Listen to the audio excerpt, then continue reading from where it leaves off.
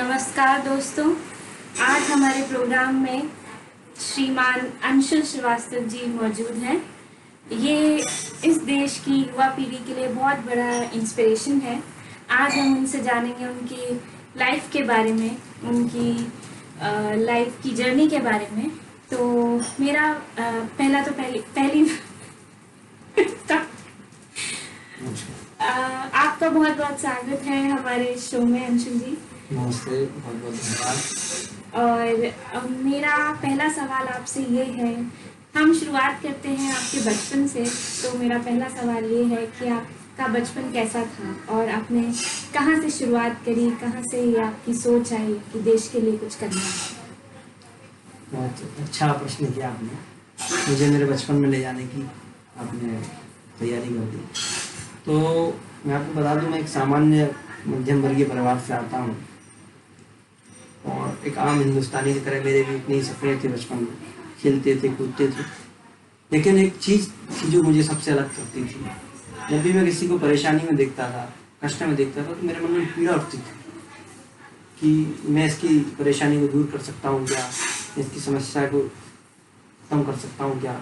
मतलब मुझे सामान्य से अलग हटके कुछ ऐसा करने की इच्छा होती थी। नहीं, मुझे करना है, कोई और नहीं करेगा, मुझे करना है। ये पीड़ा मेरे बचपन में से मुझ में मन में थी। तो उस पीड़ा ने मुझे सामान्य नहीं रहने दिया। हर जगह जब लोग सामान्य बातें करते थे तो मैं कहता था नहीं, कुछ परिवर्तन होने चाहिए, सुधार होने चाहिए। क्योंकि मानव जाति के इतिहास में सारे काम मानव ने ही किए। प्रकृति आपको जिस अवस्था में पैदा करती है, हम वैसे अवस्था में नहीं जीते। हम अपने प्रयासों से, अपने कर्तृत्व से, अपनी मेहनत से इस सृष्टि का रचते हैं, संसार को रचते हैं, सभ्यता को रचते हैं। तो हम मनुष्यों की नैतिक जिम्मेदारी है कि जो आज समस्याएं हैं, जब तक हम जीवित हैं या हम जब जीवित नहीं रहें, तो उन समस्याओं में से एक समस्या को भी हम हल करके जाते हैं। तो इस परम पिता परमात्मा के लिए हमारी आहुति है, हमारा समर्पण है कि उसने हमें जो पैदा किया, जन्म दिया, इस धरती को खुशहाल बनाने के लिए। क्योंकि हमसे पहले जो लोग आए वो कुछ ना कुछ करके गए, कुछ ना कुछ देखे गए, जिनको आज हम भोग रहे हैं, जिनके दम पर हम जी रहे हैं। तो हमारा भी ये दायित्व है कि जब हम संसार से विदा हों तो कुछ ना कुछ संसार की समस्याओं को सुलझा कर जाए। तो ऐसे ही इच्छा ने मुझे इस क्षेत्र में लाया। और मैं फिर मैं बचपन में तो फिल्मों में काम करने का मेरी बड़ी इच्छा थी। बाल सुलभ मन जो होता है उस पर फिल्मों का बड़ा प्रभाव पड़ता है। जैसा कहा जाता है कि सिनेमा समाज का आईना है। सिनेमा हमारे देश के अधिकांश लोगों पर बहुत बड़ा इम्पैक्ट डालता है, बहुत बड़ा प्रभाव डालता है। तो सिनेमा की ताकत को तब तो मैं बच्चा था, ज़्यादा समझ नहीं थी। एक मन में हीरो बनने की जो एक इच्छा होती है, स्वाभाविक इच्छा होती है, हर बच्चे के अंदर होती है। हर बच्चा अपनी फिल्म का हीरो होता है। मैं भी अपनी फिल्म का हीरो हुआ करता हूँ। बिल्कुल सही। तो उसी दौर में मुझे एक्टिंग और फिल्मों के लिए और लेखन का, कविता लिखने का शौक था। जब फिल्म आया करती थी उस समय तो मैं और मेरा भाई, हम लोग फाइट सीन को प्ले किया करते थे। और उस समय उसमें बैकग्राउंड में म्यूजिक बजा करता था, डिशुम डिशुम। आज भी मुझे याद आ जाता है। तो उस समय वहाँ से इंस्पिरेशन ली है मैंने, कहीं ना कहीं वो चीज़ मेरे अंदर आज भी है। तो वहाँ से उठकर आज यहाँ पहुँचे। फिर पढ़ाई के दौरान छात्र आंदोलनों से जुड़ गए। क्योंकि अगर आप कुछ करना चाहते हो, अगर आप कुछ परिवर्तन लाना चाहते हो तो अकेले नहीं ला सकते। उसके लिए आपको अपने जैसे लोगों को ढूंढना पड़ता है। और आपको अपने जैसे लोग अगर चाहिए तो आपको किसी न किसी संगठन में काम करना पड़ता है, जहाँ आपको आपके जैसे लोग मिलते हैं। और ऐसे लोग मिलते चले जाते हैं, कड़ी से कड़ी जुड़ते चली जाती है, जंजीर बन जाती है। और फिर आप उस मुकाम पर पहुँच जाते हो जो आपने सोचा होता है कि हम कुछ परिवर्तन लाएंगे, हमारी सोच से समाज में कुछ परिवर्तन दिखाई देगा। तो ऐसे करते करते आज हम इस मुकाम पे पहुँचे हैं कि हाँ, आज हम कह सकते हैं कि हम आगे आने वाले समय में हम कुछ परिवर्तन करके दिखा पाएंगे। तो जैसा कि आपने कहा कि बचपन से आपने सोच लिया था कि आपको इस क्षेत्र में जाना है, तो आपके परिवार का पूरा सहयोग था जब आपने फैसला लिया कि जब आप राजनीति में जाएंगे? क्या है कि सामान्य तौर पर मध्यम वर्गीय परिवारों में राजनीति को अच्छा नहीं माना जाता। उनका एक ही सोच होती है कि भाई पढ़ाई करो, लिखाई करो, पढ़ो लिखो, नौकरी करो, अपनी ज़िंदगी चलाओ। तो कठिन तो होता है, समाज के मुख्य धारा से हटकर जो दुनिया ने इसको हाईवे बना रखा है, इस पर सारे लोग चलते हैं। उस हाईवे से माई वे तक, माई वे मतलब मेरा रास्ता, हाईवे को छोड़कर माई वे पर चलना सामान्य बात नहीं है, लेकिन ये प्रभु ईश्वरीय इच्छा है कि हम उस रास्ते पर चल जाते हैं। शुरुआत में भले ही कुछ भी लोग कहते रहे, विरोध करें, लेकिन धीरे धीरे हम डूबते नहीं, डगमगाते नहीं, चलते चले जाते हैं, निरंतर चलते चले जाते हैं, आज भी चल रहे हैं।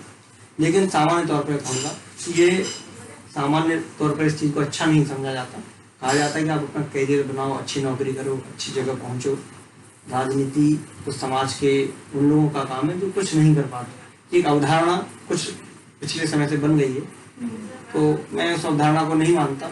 राजनीति समाज के सारे क्षेत्रों को नियंत्रित करती है, इसलिए राजनीति इच्छा से की जानी चाहिए, मजबूरी में नहीं की जानी चाहिए। तो इसलिए मैंने इच्छा से इस क्षेत्र को चुना है और मुझे कोई इसमें परेशानी नहीं है, कहने में शर्म महसूस नहीं होती कि मैं ऐसा कोई काम कर रहा हूँ। हाँ, संघर्ष है, जीवन में आराम नहीं, लेकिन अगर आप चाहते हो, आपके मन में लोगों की पीड़ाओं के हरने का जज्बा है, आप लोगों के लिए कुछ करना चाहते हो, तो आराम को तो छोड़ना ही पड़ेगा। जी जी। और आपने इस क्षेत्र में कैसे आपने अपना पहला कदम कैसे लिया, उस प्रोसेस के बारे में आप हमें बताइए युवा को, ताकि उन्हें डायरेक्शन मिले कि कैसे अगर कोई सोचे राजनीति में जाने का तो क्या करना चाहिए। अगर आप राजनीति में जाने की बात करें तो राजनीति में जाना तो उसका कोई रास्ता, एक पर्टिकुलर रास्ता नहीं होता। अच्छा, लेकिन आपकी शुरुआत कैसे? आपके अंदर आग होनी चाहिए। मेरी शुरुआत तो मुझे ध्यान आता है कि मैं कविता लिखा करता था। अच्छा। और कविता लिखने वाले की एक गुण होता है कि वो अपनी कविता को सुनाना चाहता है लोगों को। तो मेरे अंदर भी यही था, तो मैं 4-4 लाइनें को तुकबंदी किया करता था और कोशिश करता था कि किसी कविता के मंच पर, उस समय ये जो माता के जगराते मंडलियाँ बहुत हुआ करती थी, किसी न किसी मंच पर कोशिश करके हाथ पैर किसी के जोड़ता था, किसी के कहता था, निवेदन करता था, कुछ लगाता था कि मुझे एक बार कविता मंच पर बोलने का मेरा शौक बचपन से था। तो वहाँ से मुझे लगा कि हाँ, मैं मंच पर बोलता हूँ और मेरी कविताएं समसामयिक विषयों पर हुआ करती थी, लोग तारीफ करते थे। और तब मेरे मन में आया कि केवल बोलने से नहीं, मैं लिखता तो था, केवल बोलने से काम नहीं चलेगा, कुछ करना भी पड़ेगा, वरना लोग वही कहेंगे कि बोलते तो सारे लोग हैं। इसलिए मैंने कहा कि नहीं, मैं भी करूँगा। और समाज की जो गंदगी है, समाज की जो कमियाँ हैं, उनको केवल गिनाना नहीं, उनको दूर भी करना है। क्योंकि गिनाने का काम तो बहुत सारे लोग करते हैं, दूर करने का काम अगर एक भी करेगा तो एक कमी तो दूर होगी, सारी तो नहीं होगी। तो मैंने उसी दिन जब मैं मंच पर कविता बोलता था, उसी समय मैंने मन में विचार कर लिया कि मुझे राजनीतिक क्षेत्र में ही काम करना है और उस मुकाम पर पहुंचना है जिस मुकाम पर पहुंचकर मैं इस देश के सारे हिंदुस्तानियों के 135 करोड़ लोगों के ये कुछ ना कुछ तो कर पाऊँ। ये जो परेशानियां, जो पीड़ाएं हैं, जो पिछली सदी से या जो आज तक नहीं सुलझ पाई, उनको सुलझाने के लिए कुछ काम करना। अच्छा, और इस जर्नी में आपने क्या कठिनाइयों का सामना किया? कठिनाइयाँ तो ऐसा है कि जीवन में हमेशा ही रहती है। हम सांस ले रहे हैं, आज इस दौर में हम जी रहे हैं, कोरोना का दौर चल रहा है।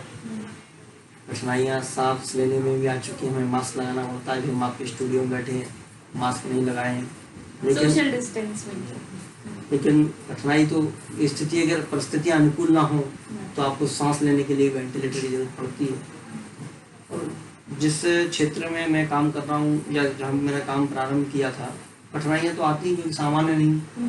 लेकिन मैं यही कहना चाहूँगा आपके सभी दर्शकों से, श्रोताओं से, जीवन में कठिनाइयाँ कितनी भी आए, एक बात विश्वास रखिए, कभी उससे घबराइएगा, क्योंकि हर कठिनाई कुछ ना कुछ आपको सिखा कर जाएगी, कुछ ना कुछ नया देकर जाएगी। और कठिनाई जितनी बड़ी होगी, आपकी सफलता भी उतनी ही बढ़ेगी, क्योंकि जो सफलता है उसका जो आकार है, उसका जो फल है, वो कठिनाइयों पर निर्भर करता है। जितनी बड़ी कठिनाइयाँ, जितनी बड़ी परेशानियाँ, उतनी बड़ी सफलता। तो कहावत है कि यदि आप सूर्य के समान चमकना चाहते हो तो आपको सूर्य के जैसे जलना पड़ेगा। तो यदि आपको चमकना है तो जलने के लिए तैयार रहना पड़ेगा। तो यही मैंने अपना ध्येय वाक्य बनाया कि अगर मैंने सपने बड़े हैं तो आपको बड़े सपनों के लिए बड़ा त्याग करना पड़ेगा। जी। तो आपने अब जैसे आप बहुत ही युवा नेता हैं, आपके परिवार से भी सारी जिम्मेदारियों का प्रेशर आता होगा, तो आप अपनी शादी और आगे का कुछ ऐसा सोचते हैं कि ये कैसे मैनेज होगा आप, क्योंकि सभी जानते हैं कि पॉलिटिक्स एक फुल टाइम जॉब है। देखिए ये व्यक्तिगत जीवन से जुड़ा प्रश्न है लेकिन जीवन की यात्रा में बहुत सारे पड़ाव आते हैं, बहुत सारे लोग मिलते हैं, कभी मिलेगा कोई तो सोचेंगे इसी प्रकार का, ऐसी टेम्परामेंट का, क्योंकि हम जिस क्षेत्र में उस क्षेत्र में समाज के लिए ज़्यादा समय देना पड़ता है, घर परिवार के लिए हम उतना समय नहीं दे सकते हैं। और एक सामान्य व्यक्ति जो गृहस्थ जीवन में जीता है और एक जो राजनीतिक जीवन में काम करने वाले लोग हैं, राजनीतिक कार्य करने वाले लोग हैं, उनका अंतर होता है। तो एक ऐसा कोई व्यक्ति देखेंगे मिलता है तो समझने का प्रयास करेंगे। और आपसे बात करके हमें बहुत अच्छा लग रहा है, लेकिन अभी हमारे दर्शकों के लिए हमें एक ब्रेक लेना ज़रूरी है, तो आपसे मिलते हैं ब्रेक के बाद। स्टॉप।